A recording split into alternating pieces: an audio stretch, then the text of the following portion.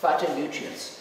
Phytonutrients are plant products, right, which we don't even know about them.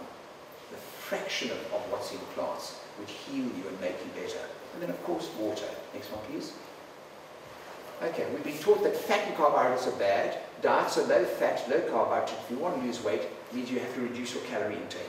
This is completely wrong. Okay? Also, dieting is difficult because you say, I've eaten too much, I've got to stop eating. It's a form of punishment. It's wrong. Weight loss is not a pill. This is why people can't do this. You see, today we pill poppers. You've got something wrong, you take a pill, you'll get better. You can't do that with weight loss. You can't take a pill. Right? There are pills for it, but if you take pills, 2% of people who come down to normal body weight will still be normal body weight in 2 years. 2%. You actually have to change the way you eat. And the way you eat tomorrow is how you eat today. So if you change today, you will eat the same tomorrow. And the next day you will eat the same. And as you eat the right thing each day, you will get further and further away from a thing that you shouldn't be eating. And it will become progressively easier, and you'll easily do this. It's difficult. People say it's difficult. It is difficult if you're not motivated and you don't understand what you're doing and you don't understand what you're actually doing to your body. Because if you're overweight and you're not the right body weight, you're storing up high blood pressure, diabetes, heart attack, stroke, all kinds of stuff which will destroy your quality of life, quality that you've worked your entire life for. And now it's the time to sit back and enjoy it, and instead of enjoying it, you're in hospital with problems. Next one, please. Or you can't go for a walk on the beachfront. Fat people, is the problem sugar or fat? Both are important. There are two groups of people. There's this man, Ansel Keys, and this one called Yudkin. Ansel Keys is an American, and it's an Englishman. And the Americans won initially in the 50s. Ansel Keys said, the problem is there's too much fat in the diet. So what we need to do, we need to reduce the fat intake that we have. So straight away on the shelves came 2% milk, 1% milk, low-fat cottage cheese, right? All the stuff low-fat. Now if you take 2% milk, 30% of the calories still come from fat. If you want to reverse your heart disease, you need less than 10% of your calories to come from fat. There's a small group of people, maybe somewhere about 5 to 10%, who have a genetic problem, right, whose cholesterol level is not going to come right on diet alone. And those people are going to need a small amount of a thing called a statin, part of that $20 billion market where everybody gets handed out statins. There's a thing, so that man said it's fat, and that's part of the story. But very important is what the English guy said. Sugar. Sugar is a very important thing. On the tip of your tongue are your sugar tasting buds. Sugar is what directs you. There's a thing called the hedonic pathway. It's a pathway in which morphine and heroin and cocaine and alcohol addicts you. It's the same thing. And sugar is addictive, like chocolates. And it gives you a kick because it releases something called dopamine in your brain, which makes you happy. So it takes 3 weeks to retrain your taste buds. Okay? So what you did today depends what you do tomorrow, depends on what you do today. Next one, please. Okay. If you go on this diet, inverted commas, you don't count calories, you don't weigh food, it's very simple. This is what it's about. No refined food. Okay? Because our ancestors weren't obese. At the turn of the century, heart disease didn't exist. The incidence of cancer didn't exist. Type 2 diabetes didn't exist. 60% of America is fat. 30% are grossly obese. I mean, they are critical. If your waist measurement is over 35 inches, you have a 50% chance of dying of a heart attack. If it hits 40 inches, you have a greater chance of not only dying of a heart attack, but also dying of a respiratory complication as well. No refined food, no animal proteins, no vegetable oils, no exceptions. So we're going to go into this. And it really works. I have a perfect example of that. Next one, please. Lifestyle. So what do you eat? You eat legumes, you eat fruit, you eat vegetables, and you eat whole grains. Next one, please. This is what 400 calories looks like. If I take 400 calories of olive oil, it looks like this. If I take 400 calories of chicken, it looks like this. If I take 400 calories of spinach and eggplant and beans, it looks like this. You're completely full. You don't need to eat anymore. And you don't need to eat the stuff which is truly bad for you. Right, next one please. Okay, what you shouldn't eat: sugar, dairy, animal proteins and oil. Why? Next one please. The problem with sugar is fructose. Okay, sugar is a combination of glucose and fructose. These are both 6 carbon chain things which are joined together. Your body can use the glucose, but it can't use the fructose. So the fructose goes to your liver, right?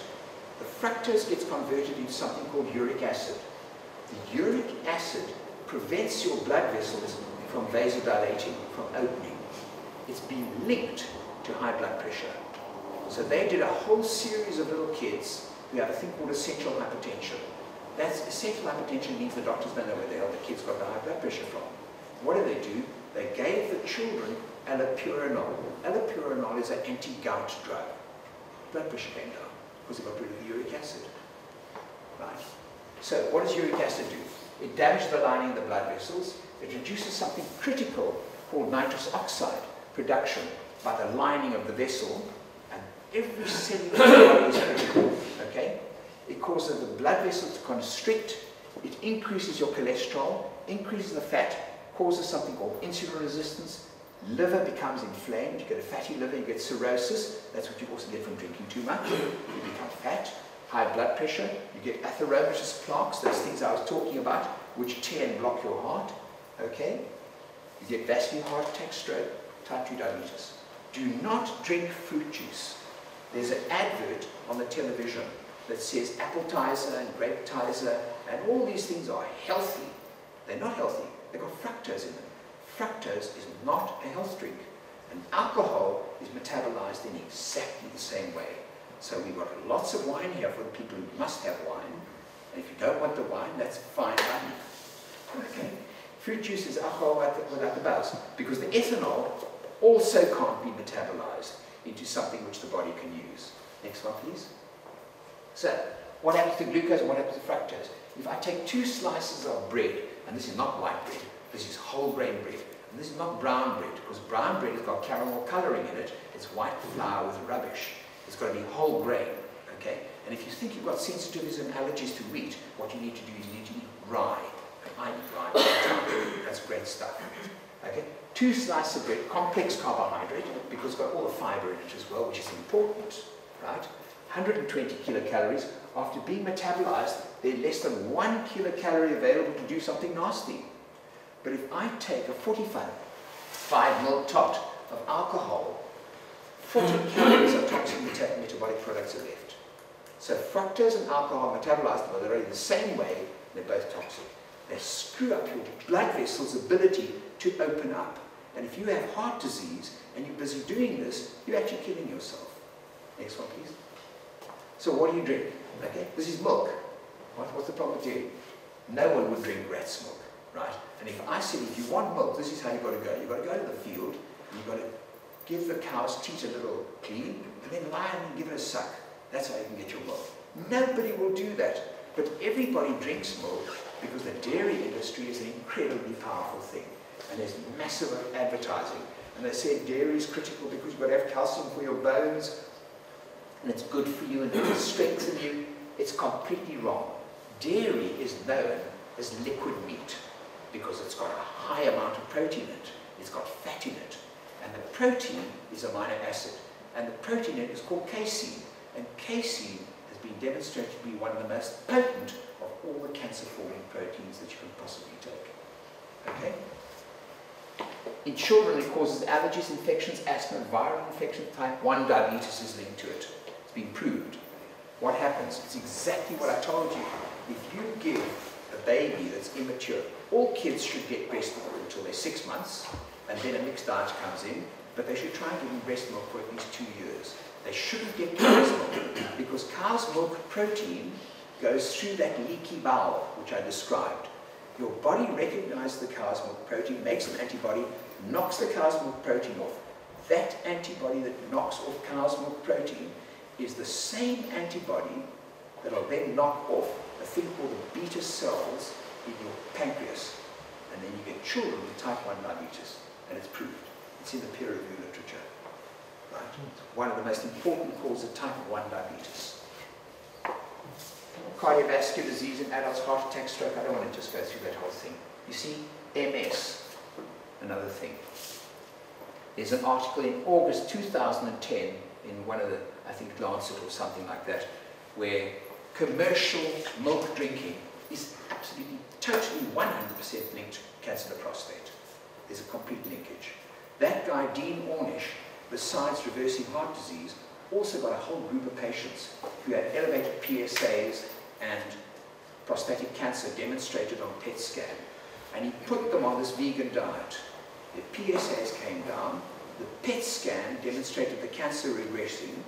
He did genetic studies on them, and the oncogenes, these are the genes that cause the cancer, disappeared.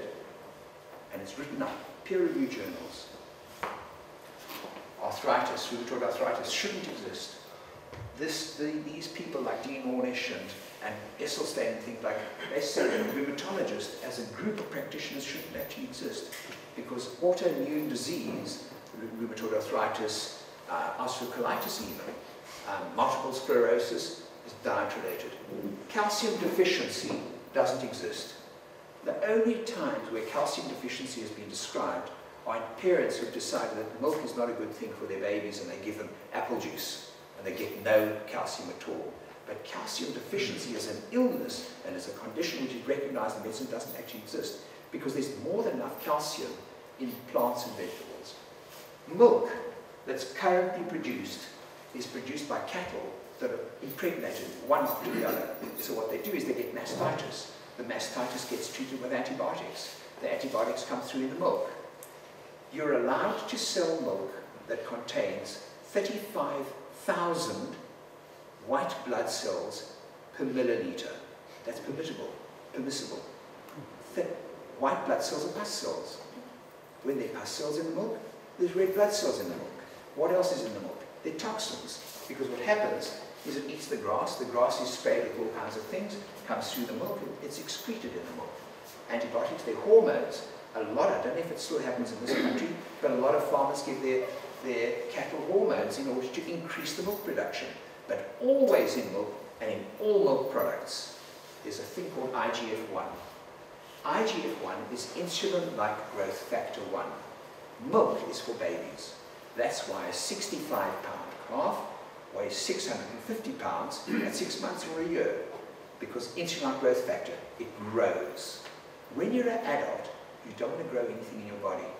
Insulin-like growth factor prevents a normal thing called apoptosis, where cells which are abnormal die. Insulin-like growth factor prevents that from happening. So now you have abnormal blood cells, they form a malignancy, and they keep growing. It also grows new blood vessels, which is what happens with cancer. So milk and dairy are intimately linked to ovarian carcinoma, prostatic carcinoma, carcinoma of the breast, even carcinoma of the lung. Next one, please. Breast cancer and milk production. This is Norway and Sweden and all these countries up here, right? And this is the Middle East, North Korea, etc. Here's breast cancer versus animal foods, right? The highest incidence, highest animal production. Next one, please. What happens, this is the problem with proteins. Proteins are amino acids. Acid comes in, it has to be neutralized. What does it get neutralized? By calcium. Calcium comes out of your bones, neutralizes it. So what happens is the calcium is coming out your bones, you become osteoporotic, because there's a limited amount of repair that your bones can do. So you get things called lacunae. So the highest incidence of bone fractures and osteoporosis is in the countries with the highest milk consumption. Norway, Denmark, the Scandinavian countries, New Zealand. Decreases vitamin D activation. The higher your calcium intake, the lower your vitamin D activation is. If you have poor calcium and poor vitamin D, which is not a vitamin but a hormone, it's one of the things linked to the dynamite theory of cancer. So another story. Next one. Standard Western diet, 40% of calories come from fat. What you have to do if you want to reverse your heart disease,